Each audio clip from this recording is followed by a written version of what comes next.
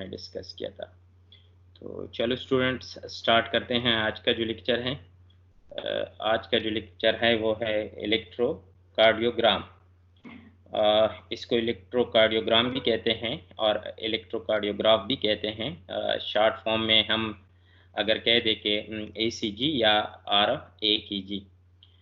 यहाँ पर स्टूडेंट मैं आपको बताता चलूँ कि ये जो है ये इलेक्ट्रोकार्डियोग्राम जो है ये एब्रिवेटेड है EKG से या ECG से। और ये टेस्ट जो है ये मेजर करता है electrical activity of heart beats. इंसान की जो हार्ट बीट है इसकी जो इलेक्ट्रिकल एक्टिविटी होती है इसको क्या करता है, ये मेजर करता है। ओके, तो स्टूडेंट्स इस टॉपिक में ये ग्राफ है। अगर ये ग्राफ आपको क्लियर है तो फिर टॉपिक मुश्किल नहीं है कि मतलब जब हार्ट बीट करता है तो ये ग्राफ हमारे पास किस तरह आता है। और इस ग्राफ में अगर आप देखें मुख्तलिफ पी वेव क्यों और एस मुख्तलिफ पॉइंट पी जिस तरह है, क्यों है, आर है एंड एस एंड टी, ये मुख्तलिफ वेव्स जो हैं ये जनरेट हुए हैं और इसको डिस्कस किया गया है।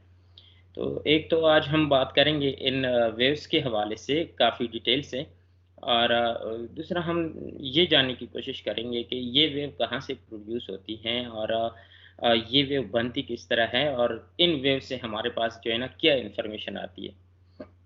तो स्टूडेंट्स जिस तरह आप देख रहे हैं कि ये ग्राफ इसमें यहाँ जो है ये वेव जो है वो स्टार्ट होगी एक तरह से पी से। तो स्टूडेंट्स मैं बताता चलूँ सबसे पहले आप लोगों को कि बल्कि आपको सबको पता होगा कि और हार्ट जो है कंसिस्ट ऑफ 4 चेम्बर। हमारे हार्ट में जो है ना वो 4 चेम्बर होते हैं। और चूँकि मेडिकल के स्टूडेंट है सबको पता है कि 4 चेम्बर जो है वो कौन-कौन से होते हैं। 4 चेम्बर जो हैं हमारे पास जो हैं, यहाँ पर मैं अगर ड्रा करने की कोशिश कर लूँ। Okay students for example consider कर ले कि ये 4 चेम्बर है और हार्ट। ओके, और इन 4 चेम्बर में जो है ना यहाँ पर मैं बताता चलूँ, रिवाइज कर लूँ थोड़ा सा। यहाँ पर हमारे पास है लेफ्ट एट्रिया और यहाँ पर हमारे पास है इस साइड पर है जो हमारे पास है वो है लेफ्ट राइट आर्ट्रिया।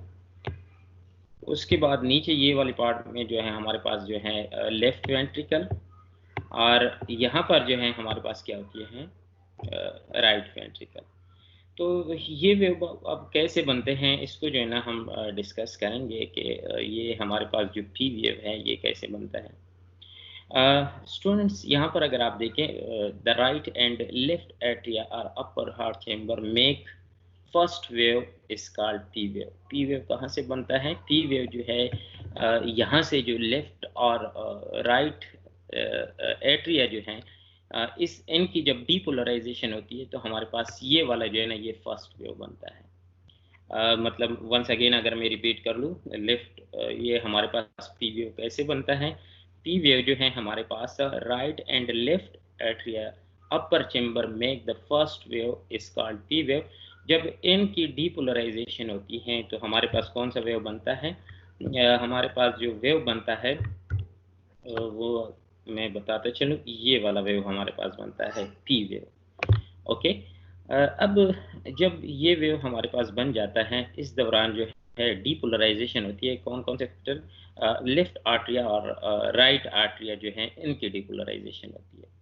उसके बाद जो है ना हमारे पास जो है ना ये वेव बनती है। ये अगर आप देखें मतलब यहाँ पर अगर आप देखें ये वाला यहाँ से लेकर यहाँ तक ये मेन लाइन जो है इसको कहते हैं, इस लाइन को कहते हैं आइसोलाइन और बेस लाइन मेन लाइन जो है। हम ये पल्सेस जो है हार्ट बीट के हम इस लाइन के अबाव देखेंगे यहाँ पर, और हम इसके जो है ना वो बिलो देखेंगे।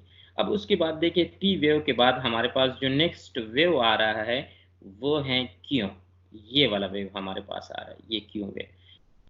इस पी वेव के बाद जो है ना ये वेव जनरेट होती हैं। अगर आप देखिए ये बॉटम की तरफ है नेगेटिव डायरेक्शन की तरफ। उसके बाद इस वेव के बाद जो है ना हमारे पास आर ये वेव जो है ना वो प्रोड्यूस होती हैं, और उसके बाद हमारे पास जो है ये इस वेव।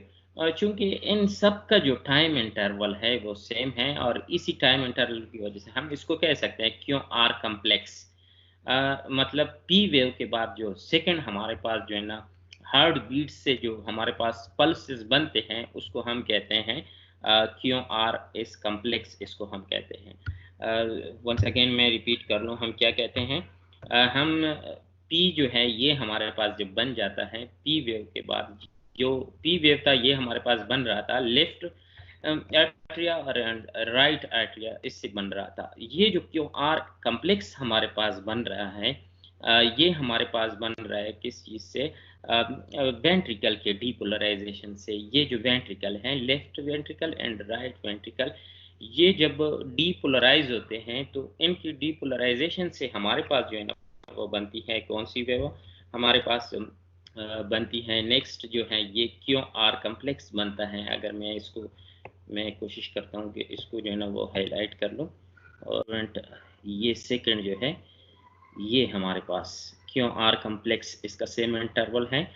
ये हमारे पास बन रहा है ये वाला डीपोलराइजेशन किस चीज़ की, डीपोलराइजेशन ऑफ वेंट्रिकल, इन से हमारे पास बन रहा है। बल्कि मैं थोड़ा सा इसको क्लियर कर लूँ क्योंकि आपस में मर्ज हुआ, ताकि कंफ्यूजन ना हो आपको।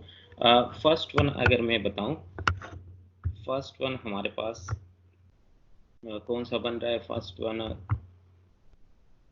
ये हमारे पास स्टूडेंट बन रहा है फर्स्ट वेव पी वेव, और उसके बाद हमारे पास ये बन रहा है ये वाला जो है हमारे पास ये बन रहा है सेकंड, और उसके बाद जो है हमारे पास बन रहा है ये वाला बन रहा है हमारे पास थर्ड टी वेव। अब टी वेव जो है ये टी वेव हमारे पास कैसे बनता है, ये जब दोबारा जो है ना वो रिलैक्सेशन होती है हार्ट की दोबारा, मतलब नेक्स्ट साइकिल के लिए हार्ट जो है ना वो तैयार होता है, तो हमारे पास ये वाली वेव जो है ना आती है।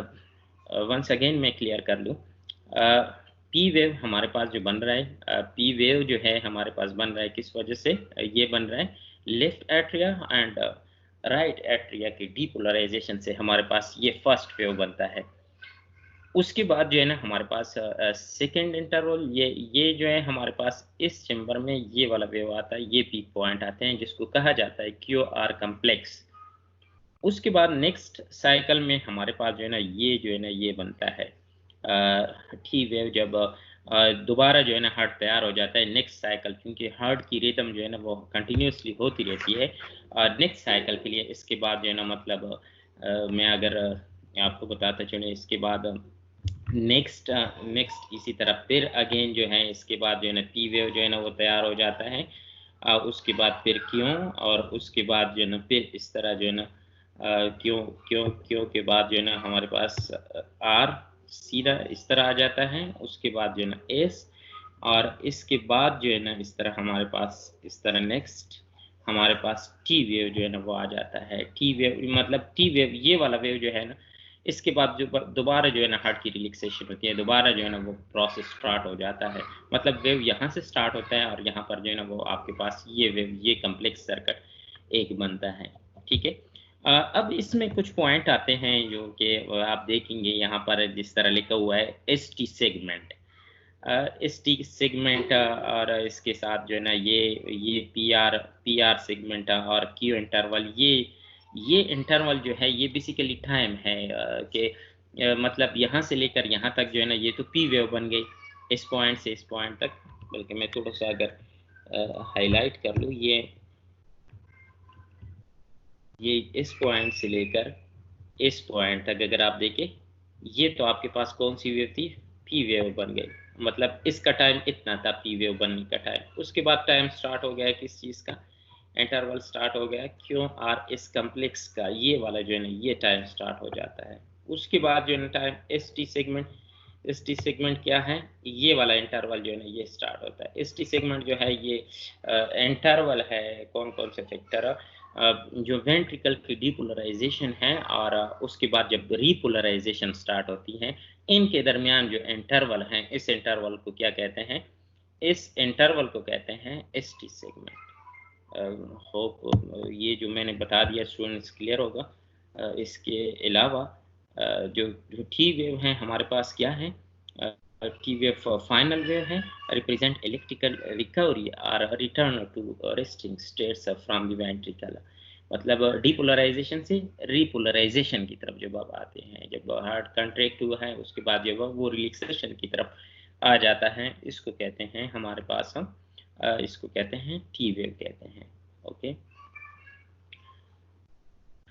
अब कुछ सवाल हैं जो कि यहाँ पर मैंने लिखे हैं, और अगर आपको टॉपिक क्लियर है तो मस्ट टॉपिक क्लियर होने के साथ साथ ये आपको आनी चाहिए कि क्योंकि इस टॉपिक में जो है ना शॉर्ट सवाल आते हैं इसी तरह कि जिस तरह पी वेव क्या है, और क्यू आर कम्प्लेक्स किसे कहते हैं, और इसके साथ साथ जो है ना टी वेव जो है हमारे पास, और टी वेव के साथ साथ जो है हमारे पास एस टी सेगमेंट, और ये किसे कहते हैं और किस तरह बनते हैं। तो अगर आपको